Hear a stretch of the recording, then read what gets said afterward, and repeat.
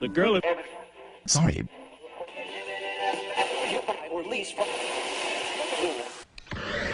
Ya no le busques. Estás en Rock and Roll, tu espacio musical.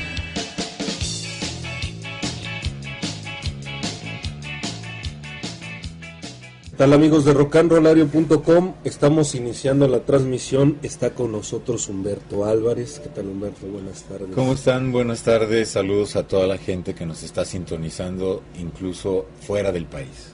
Sí, muchas gracias. Bueno, pues aquí estamos viendo. Estamos a través de rockandrollario.com. Ya saben que pueden mandarnos sus mensajes a través del Muro de los Lamentos.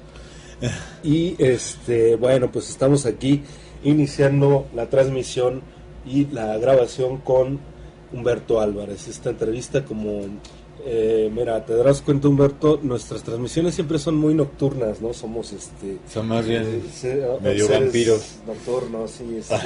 Entonces, bueno, estamos empezando tempranito esta vez y bueno, toda la pandilla que se conecta con nosotros se conecta muchas veces en la noche, pero bueno, pues estamos aquí, por eso les estamos grabando también este podcast. Va a ser un podcast, va a ser Perfecto. Una transmisión en directo. Es una maravilla esto de internet, ¿no? Sí, está padrísimo. Y bueno, pues ahí avisen a los cuates que ya estamos empezando con esto que es la transmisión de rockandroller.com con Humberto Álvarez. Humberto, bienvenido a la variedad. Muchas gracias por la invitación, mi querido señor Nahual. Y bueno, nos estabas platicando algo de cómo comienza la carrera musical de Humberto Álvarez. En lo que a rock se refiere, bueno, mira, te voy a decir, desde antes que yo empezara propiamente en la música,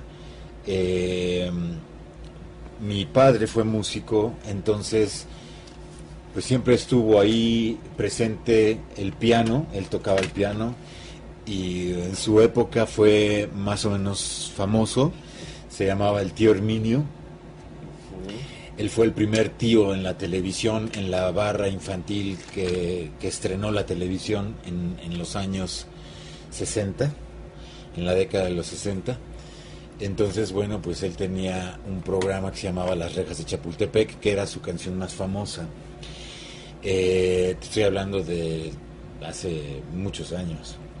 Entonces, quizá la gente que tenga 40 para arriba se pueda acordar de él. Uh-huh. Entonces, pues tanto mis hermanos como yo tuvimos esa influencia de la música que siempre estuvo presente en la casa, porque estaba el piano, él tocaba, cantaba, llegaban mis tías, llegaban sus amigos músicos, se hacían tertulias musicales. Entonces eso fue la primera influencia musical para mí.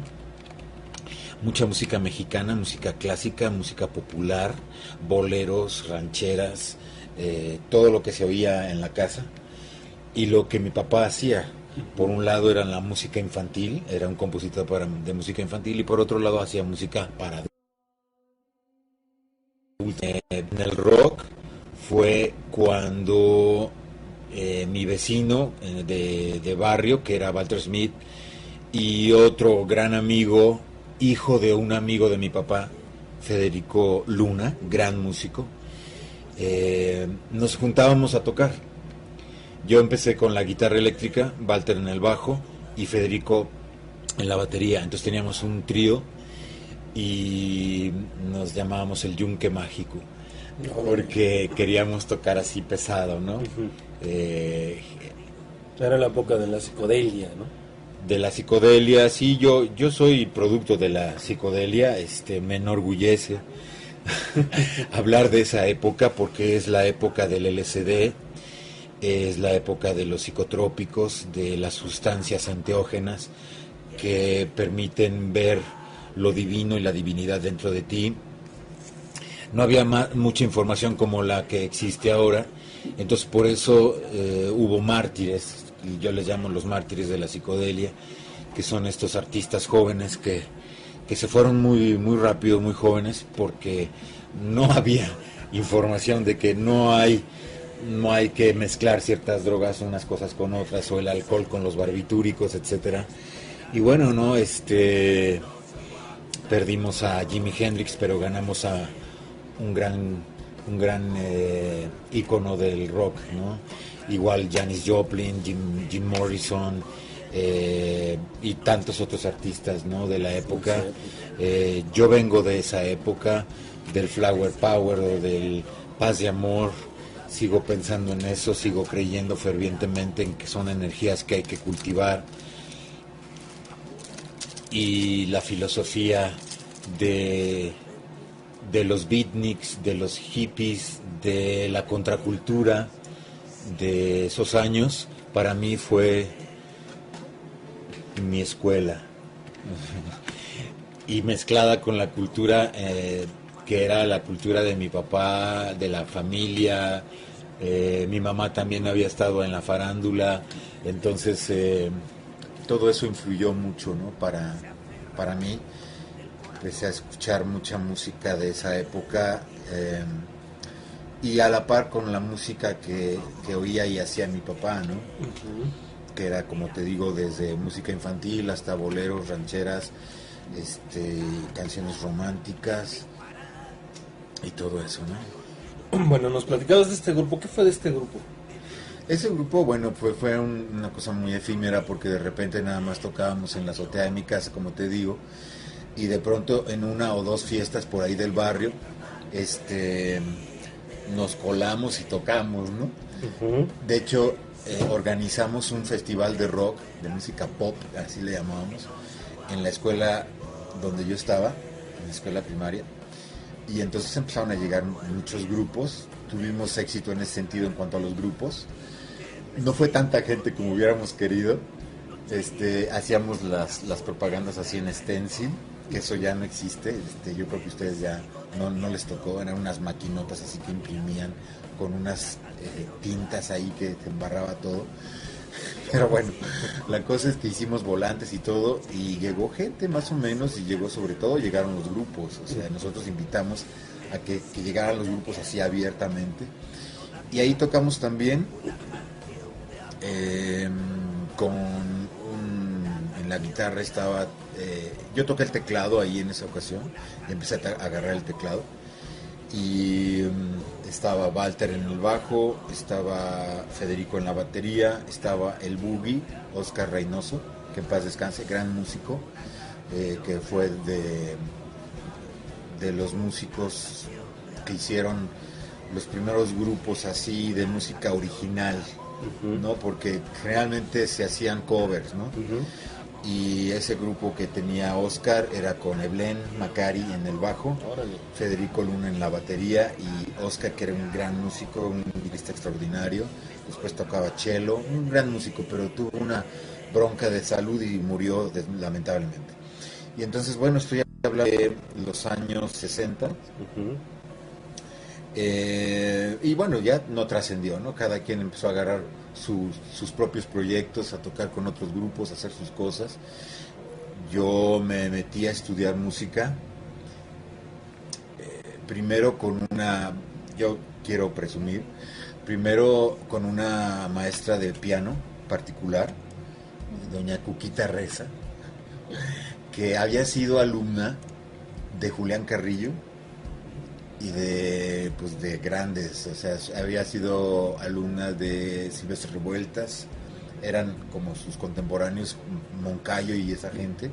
Ella me contaba eso, ¿no? Yo quiero creer que era cierto, porque una mujer muy, muy viejita ya, y me contaba cosas muy precisas de la época, o sea, me decía anécdotas, me contaba, ¿no? Yo tuve la suerte de estar con ella estudiando piano. Entonces para mí fue así como wow, ¿no? Me tenía así fascinado, ¿no? Estuve con ella un tiempo, como un par de años, y luego me metí a una academia de música ahí en la colonia Roma. Pero antes de esa academia me fui a la Nacional, a la Escuela Nacional de Música, a estudiar piano originalmente. Luego no trascendió y la escuela como que no me hallé. Luego me pasé a otra, y luego me pasé al conservatorio. Y en el conservatorio me metí a estudiar música antigua, y como instrumento en lugar del piano me metí a clavecín, que es un instrumento antecesor al piano. que tiene un repertorio más bien renacimiento, barroco y clásico, ¿no? Mozart, un poco eso, desde Bach y los renacentistas.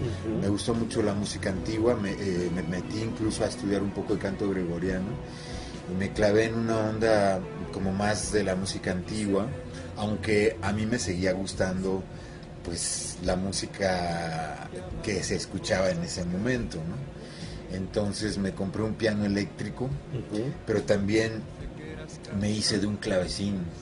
Entonces, que vendían clavecines para armar. Ajá, entonces lo pude conseguir, lo armé y ahí te ahorrabas la mano de obra. Y además estaba padre y divertido, ¿no? Porque te ponían hasta el plano y las instrucciones y todos los últimos tornillos, todo estaba, ¿no? Y te salía muy barato en realidad, porque comprabas nada más el material, ¿no? Sí, claro.